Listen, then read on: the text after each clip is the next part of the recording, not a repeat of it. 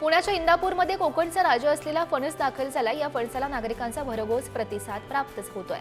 फणस खरेदी करण्यासाठी नागरिक मोठी गर्दी करतायत, तर फणसाची सध्या प्रत्येकी 100 ते 400 रुपयांपर्यंत विक्री सुद्धा होते। राष्ट्रीय अन्न सुरक्षा आणि पोषण अभियान अंतर्गत राज्यातील सोयाबीन उत्पादक शेतकऱ्यांना महाबीजच्या प्रमाणित बियाणांचं मोफत वितरण करण्यात येत आहे। या पार्श्वभूमीवर नाशिकच्या येवल्यातील पहिल्या टप्प्यातील 110 शेतकऱ्यांना महाडीबीटी पोर्टलच्या द्वारे सोडत पद्धतीने हा लाभ उपलब्ध होईल। नंदुरबारमध्ये शेतकऱ्यांना पंतप्रधान कृषी सिंचन योजनेअंतर्गत दिल्या जाणाऱ्या ठिबकचं अनुदान रखडले। कमी पाण्यात अधिक शेती व्हावी यासाठी शासनाकडून ठिबक सिंचन योजना राबवली जाते।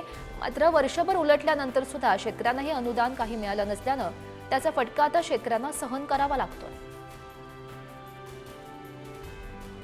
साखर कारखान्यांनी कर्जाची परतफेड केली नाही तर संबंधित कारखान्यांच्या संचालक मंडळास आता जबाबदार धरलं जाईल। तसंच संचालक मंडळ बरखास्त करून त्यांच्या खासगी मालमत्ता जप्त करून पैसे वसूल केले जातील। राज्य सरकार ज्या साखर कारखान्यांच्या कर्जाला हमी राहिलेली आहे त्यांच्यावर ही कारवाई आता केली जाईल। लातूर जिल्ह्यामध्ये यंदा खरीप हंगामात सोयाबीनचा पेरा घटण्याची शक्यता आहे। सोयाबीनला बाजारामध्ये हमीभावापेक्षा कमी दर प्राप्त झाला। शेतकऱ्यांना क्विंटल मागे जवळपास 800 ते 1000 रुपयांचा फटका सहन करावा लागला।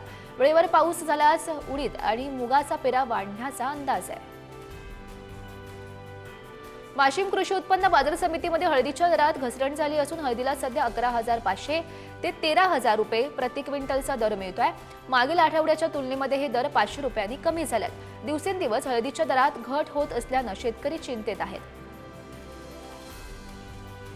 मान्सूनपूर्व पावसामुळे झालेल्या नुकसानीचे पंचनामे करून भरपाई देण्यास जिल्हा प्रशासनानं आता सुरुवात केली आहे। पहिल्या टप्प्यात नुकसानग्रस्त शेतकऱ्यांना 4,23 लाखांचं वाटप केलं जाणार आहे। थेट शेतकऱ्यांच्या खात्यावर हे पैसे जमा होतील। वाशिम जिल्ह्यात कौठा येथील शेतकऱ्यांना ज्वारीचं विक्रमी उत्पादन घेतलं। शेतकऱ्याला एकरी 22 क्विंटल ज्वारीचं उत्पादन झालं।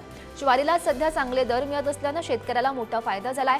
दरम्यान वाशिममध्ये यंदा शेतकऱ्यांनी 638 हेक्टर क्षेत्रावर उन्हाळी ज्वारीची पेरणी केली होती।